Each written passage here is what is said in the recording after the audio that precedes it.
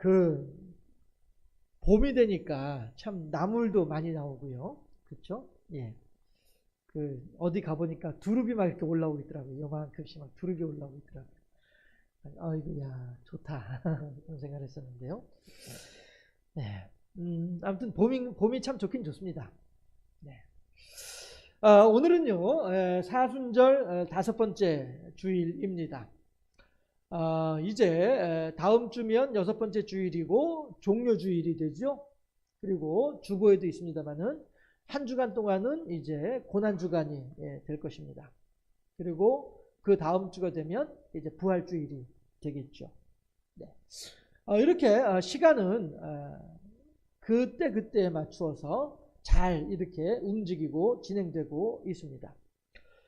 우리들의 삶이 천하 만물이 하나님의 예정하시고 계획하신 대로 진행되는 것처럼 우리들의 삶도 우리들 각자를 통해서 하나님께서 이루시고자 하시는 그 선하시고 온전한 뜻이 아름답게 이루어지는데 순종함으로써 그 뜻을 이루어드리는 그런 우리의 삶이 될 수 있기를 다시 한번 주님의 이름으로 축원합니다.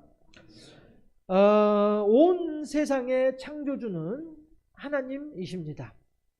그리고 그 하나님께서는 이 세상의 모든 창조물들 가운데에서도 사람을 가장 소중하게 창조하시고 생각하고 계신다라고 하는 것이죠. 그것을 어떻게 알 수 있느냐? 하나님이 사람을 가장 사랑하는 것을 어떻게 알 수 있겠냐? 하나님이 사람을 가장 사랑한다면은 어째서 사람이 이렇게 요모양요꼴로 아니 뭐 사람이랄 것도 없이 내가 하나님이 나를 사랑하신다면 어째서 나는 이렇게밖에 살 수 없냐? 이렇게 불평하고 불만하는 분들도 없지 않아 있을 것입니다. 그렇지만 하나님이 이 세상 모든 것보다도 사람을, 특별히 이 세상 모든 것보다도 나를 더 많이 사랑하신다라고 하는 증거는 어디에 있느냐 하면 하나님께서 하나님의 아들 예수냐 아니면은 죄를 지은 사람이냐, 여기서 내가 누구를 선택을 할까 하게 되면 하나를 선택하면 나머지 하나는 죽어야 되는데 하나님께서 말씀하시기를, 하나님께서 생각하시기를 성경을 통해서 우리가 하나님의 생각을, 하나님의 고민을 짐작해 보는 거예요. 성경에 있는 내용들을 통해서 짐작해 보는 거예요. 하나님께서는 무엇을 고민하시냐면은 예수를 잡을 것이냐 아니면 사람을 잡을 것이냐. 예수는 나의 말을 잘 따르고 나에게 순종하며 누구보다도 나와 친근한 나의 아들이고, 사람이라고 하는 존재는 죄를 짓는 것밖에 없으며 나에게 속만 썩이는 것밖에 없는 그러한 존재인데, 다시 말씀드립니다. 제가 성경에 있는 내용들을 가지고 상상해 보는 거예요. 실제로 성경에 그런 내용이 있다는 것은 아니고 그냥 여러분들에게 이해를 돕기 위해서 그냥 가상의 내용을, 아니 가상은 아니고 한번 그 상황을 설명을 해보는 거예요. 했을 때에 하나님께서는 예수님의 손을 놓고 우리들의 손을 잡으신 분이 하나님이란 말씀이에요. 그래서 예수님은 죽음 가운데 빠뜨리시고 우리들은 생명 가운데 건져 올리신 분이 하나님이란 말씀이죠. 이것만 보더라도 하나님이 우리를 얼마나 사랑하시는지를 알 수 있다는 거죠. 할렐루야. 안 믿어지시나요? 제가 이렇게 이해하기 쉽게 설명을 한 것 같은데, 그런데 문제는 뭐냐 하면은 그럼에도 불구하고 에이 그런 게 어딨어? 이런 사람들이 있으니 그게 문제이죠. 해서 어쨌든지 간에 하나님께서는 그렇게 당신의 아들이신 예수 그리스도를 포기하면서까지 가진 거라고는 죄 지을 자유밖에 없는 우리들을 살려내신 분이 하나님이시더라. 이것만 보더라도 하나님이 우리를 얼마나 사랑하고 계신지를 알 수가 있다라고 하는 것이죠.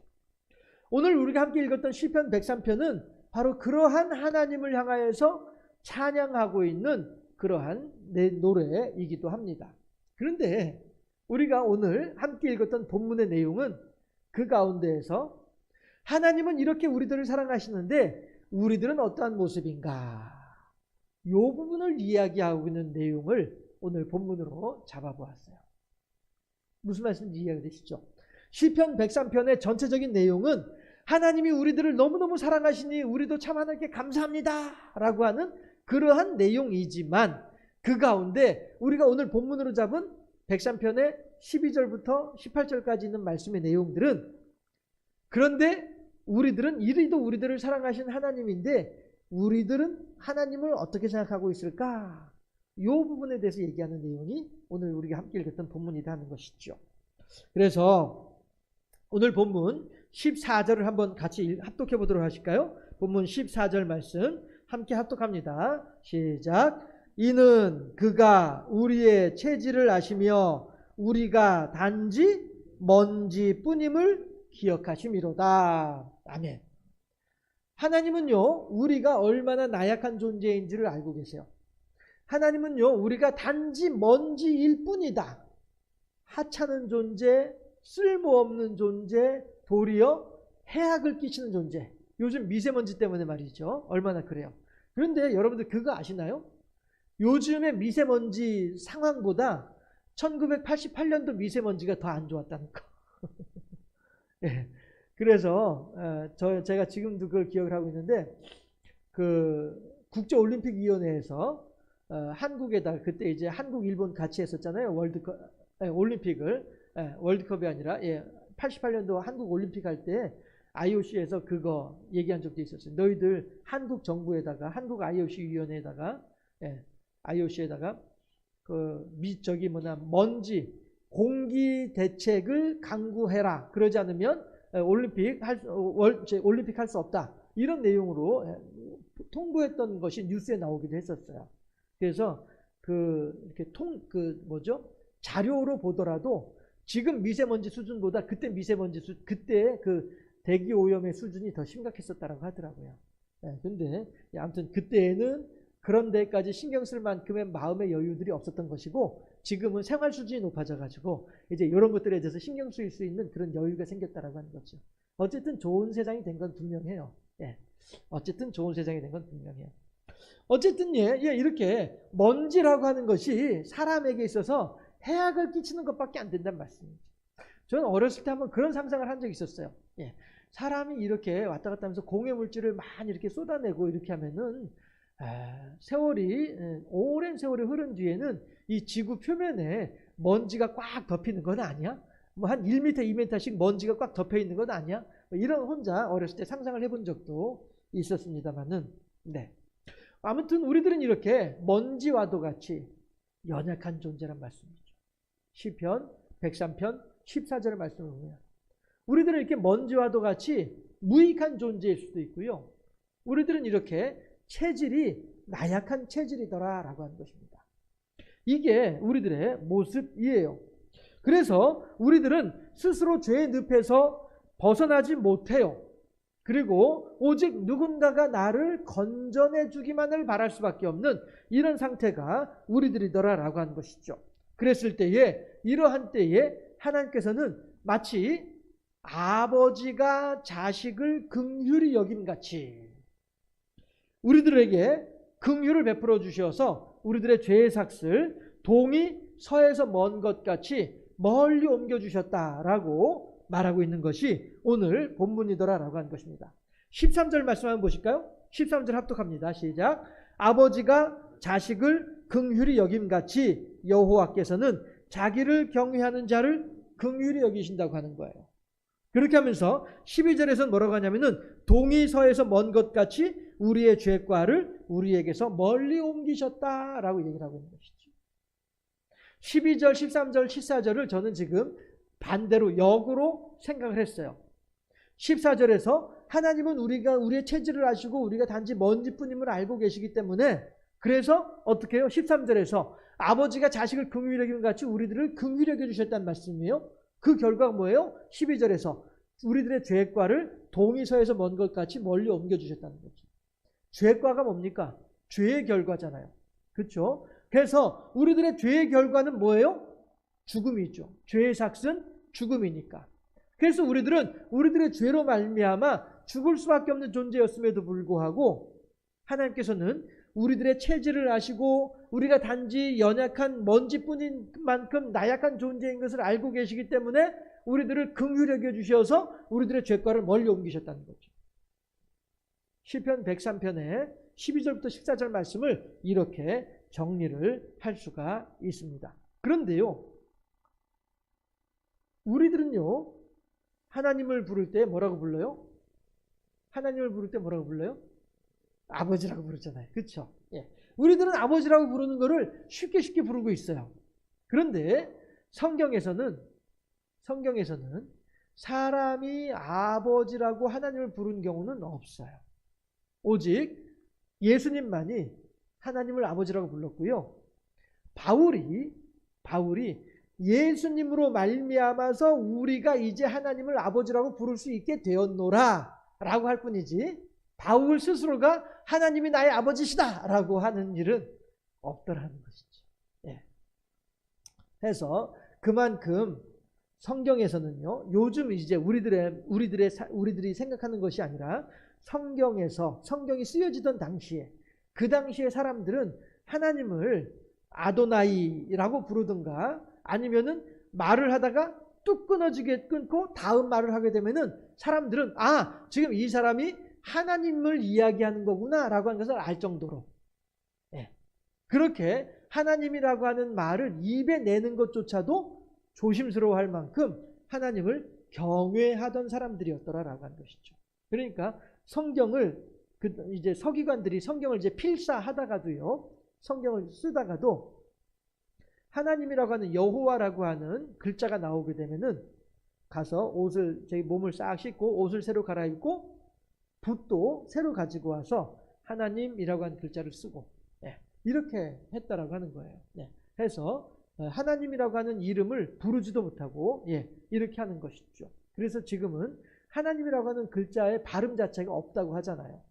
해서 지금 뭐 야훼니 여호와니 이렇게 하는 것도 그냥 이렇게 문자를 배열을 해놓은 걸 보니까 이렇게 부르지 않았을까라고 생각하는 것 뿐이지 실제로 그 당시의 발음은 아니었다는 거예요.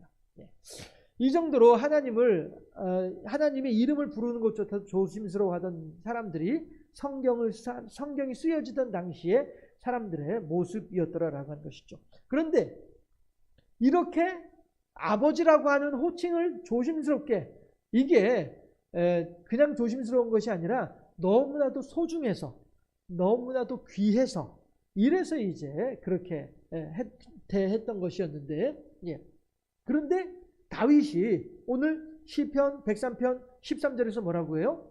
하나님의 우리들을 향한 사랑하심의 모습을 어떻게 표현을 하고 있어요? 아버지가 자식을 긍휼히 여김 같이 하나님께서 우리들을 긍휼히 여기셨다, 이렇게 얘기를 하면서 하나님과 우리들과의 관계를 아버지와 자식의 관계로 빗대어서 얘기를 하고 있는 거예요. 이것은 다윗이 그만큼 하나님을 어떻게 해요? 친밀하게, 그만큼 아버지를 가깝게 여겼다라고 하는 그런 의미가 되는 것이죠. 사실 아버지가 자식을 긍휼히 여기는 마음이라고 하는 것은요, 보통의 마음이 아니죠.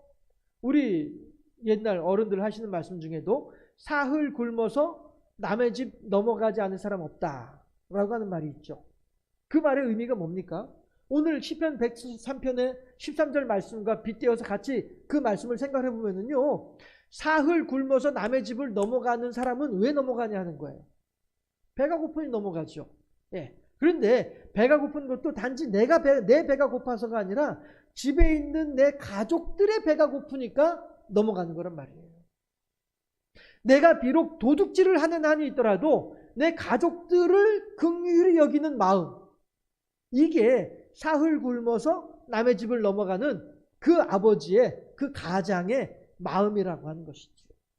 하나님이 우리들을 긍휼히 여기실 때에 그렇게 간절하게, 그렇게 간곡하게, 그렇게 애잔하게 우리들을 긍휼히 여기고 계신 줄을 우리들이 이 시편 103편의 13절 말씀을 통해서, 또 우리 옛날 어른들이 하는 말씀을 통해서 그 하나님의 사랑을 우리들의 마음속에 실질적으로, 하나님의 우리들을 긍휼히 여기시는 그 마음을 우리들의 가슴 속에 실제적으로 받아들일 수 있는 우리 모두가 되어질 수 있기를 주님의 이름으로 축원합니다.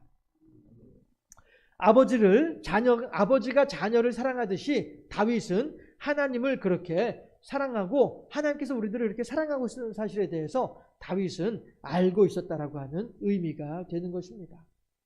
여러분 한번 생각해 보실까요? 종으로서 주인을 바라보는 마음하고 자녀로서 아버지 어머니를 바라보는 마음하고 비교가 될까요? 종이 주인을 바라볼 때 그 마음은 어떻게 해서든 주인의 눈에 잘 들어가지고 어떻게 해서든 저 주인이 나를 좋게 봐주기를 바라는 이런 마음으로, 흔히 하는 말로 우리 요즘은 그런 말 잘 안 쓰는데 우리 어렸을 땐 그런 말 친구들끼리 잘 썼는데 알랑방구. 네. 정계준 성도님 알랑방구란 말 기억나요? 웃네 그 말하니까. 예. 종이 주인을 바라볼 때에는 어떻게든 그 주인이 나를 잘 봐주기를 바라는 마음에서 알랑방구 끼고 있단 말씀이에요. 그러나 자녀가 부모를 바라볼 때에는 그렇게 하나요? 아니죠. 예, 도리어 막 함부로 대하잖아요. 그렇죠? 예, 우리 집에 있는 어떤 양반도 저하고 소파에 둘이 앉아가지고 막 이게 막 몸싸움까지 막 하고 이러죠. 요즘 힘이 세가지고 제가 못 이기겠어요 이제. 막 발로 밀고 이러면은 제가 못 당하겠어요 이제는. 예. 그렇죠. 그때 이제 아버지가 이제 알랑방 껴야 되는 거야. 그렇죠? 할 수 없지 뭐. 예. 그런데 그게 왜 그래요? 옆집 아이가 저한테 그렇게 하겠습니까? 아니죠. 예. 서로 간에 부자지간이다 보니까 서로 간에 친밀하니까 마음 놓고 그렇게 할 수 있는 거죠. 예. 이런 것처럼 우리가 종이 주인을 바라보는 마음하고 자녀가 부모를 바라보는 마음은 이렇게 다르다는 거예요. 예. 손자를 귀여워하면 할아버지의 상투를 쥐고 흔드는 게 이게 손자란 말이죠. 예. 그렇다고 해서 종이 와가지고 어이 내가 대신 흔들어줄게 이럴 수는 없는 거 아니에요. 그렇죠? 예. 종이 주인을 바라보는 마음하고 자녀가 부모를 바라보는 마음은 천양지차입니다. 지금 다윗은 하나님과 우리들과의 관계를 아버지와 자녀의 관계로, 부모와 자녀의 관계로 설명하고 있다는 것이죠. 그만큼 나의 아버지, 나의 어머니 되시는 하나님은 하나님의 딸이 되고 하나님의 아들이 되는 우리들을 긍휼히 여기고 계시다라고 하는 사실입니다. 해서 예수님은 그러한 아버지의 마음에 대해서 이렇게도 표현을 하고 계시죠. 아무리 악한 자라도 자식에게 좋은 것을 줄 줄 안다라고 예수님께서도 말씀을 하고 계십니다. 해서 다윗은 그렇게 하나님을 사랑과 자비, 긍휼을 베풀어 주시는 아버지로 생각하고 있습니다. 그러하기에 하나님은 우리의 죄를 동이 서에서 먼 것 같이 우리의 죄과를 멀리 옮기기 위해서, 그리고 멀리 옮겼다라고 하는 증거로서 예수님을 십자가에 희생시킨 것입니다. 그리고 이제 그로 말미암아 우리들은 거듭난 존재, 우리들은 새롭게 태어난 존재가 되었음을 바울은 우리들 앞에서 선포하고 있습니다. 한번 성경을 같이 찾아서 읽어보도록 하실까요? 갈라디아서 4장 4절에서 7절까지 말씀입니다. 갈라디아서 4장 4절에서 7절까지 말씀이에요. 신약성경 305쪽, 신약성경 305쪽 갈라디아서 4장 4절에서 7절까지 말씀. 과연 예수 그리스도의 십자가로 말미암아 우리들의 죄과가 동이 서에서 먼 것 같이 우리들의 죄과를 멀리 옮겨주셨는데, 그 결과 우리들이 어떠한 신분으로 변화되었는지를 이야기해 주는 것이 갈라디아 4장 4절에서 7절까지 말씀이다라고 하는 것이죠. 신약성경 305쪽 함께 합독합니다. 4절 말씀. 때가 차매 하나님이 그 아들을 보내사 여자에게서 나게 하시고 율법 아래에 나게 하신 것은 율법 아래에 있는 자들을 속량하시고 우리로 아들의 명분을 얻게 하려 하심이라. 너희가 아들이므로 하나님이 그 아들의 영을 우리 마음 가운데 보내사 아빠 아버지라 부르게 하셨느니라. 그러므로 네가 이후로는 종이 아니요 아들이니 아들이면 하나님으로 말미암아 유업을 받을 자니라. 아멘. 그렇습니다. 우리들은 이제 예수 그리스도로 말미암아서 하나님의 아들이 되었어요. 아들도 그냥 아들이 아니라 아버지를 향하여서 아빠라고 부를 수 있을 정도로 친근한 아들이 된 거예요. 그러면 여기서 말하는 아빠는요, 우리나라에서 얘기하는 그런 아빠하고도 발음도 비슷하지만 의미도 비슷합니다. 한번 얼른 이렇게 한번 생각해 보시죠. 엄마라고 부르는 거하고 어머니라고 부르는 거하고 어감이 어떻습니까? 그렇죠? 예, 그것과 같은 내용이에요. 예, 아빠라고 부르는 거하고 아버지라고 부르는 거하고 어감이 다르잖아요. 그렇죠? 예, 해서 이 이스라엘 사람들도 그 당시에도 아버지라고 부르는 거하고 아빠라고 부르는 거하고가 있었던 모양이죠. 그러니까 아버지라고 하는 의미의 발음이 있었고 아빠라고 하는 의미의 발음이 있었단 말씀이죠. 예, 해서 맞는 표현일까요? 예, 영어에서 파더라고 하는 거하고 데디 하는 거랑 의미가 다른 것처럼 훨씬 더 가깝고 훨씬 더 친근하게 부르는 것이 데디고 친근하게 부르는 것이 아빠이고 엄마인 것처럼 이스라엘 사람들도 아버지를 향하여서 좀 더 친근하게 부를 때에 아빠라고 발음을 했다는 것이에요. 우리나라 발음하고 똑같게. 네. 해서 우리들은 이제 이렇게 바울이 이야기하는 그냥 아버지가 아니고 아빠 아버지야 라고 바울이 이야기를 하는 것은 그만큼 우리들이 하나님을 친근하게 대할 수 있게 됐다라고 하는 거예요. 상담을 하다 보면은 어렸을 때 아버지를 너무 무서워했던 이런 상처를 가진 사람들도 있어요. 그러나 아빠 아버지는 그 어린 아이를 무섭게 대하는 아버지가 아니고요. 그 어린 아이를 너무나도 사랑스럽게 자비와 긍휼로 이렇게 돌봐주는 그러한 아버지가 아빠 아버지다라고 하는 것이죠.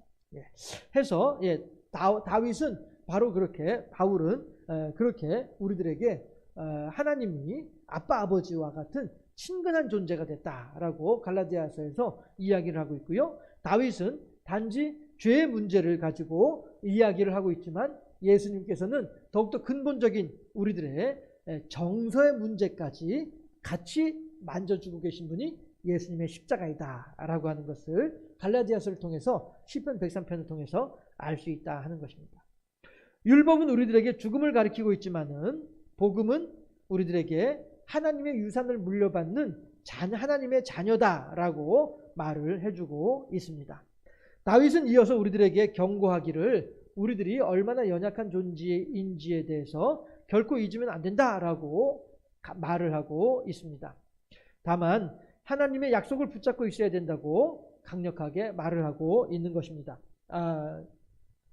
넘어왔죠? 시편 103편 제가 읽어보도록 하겠습니다.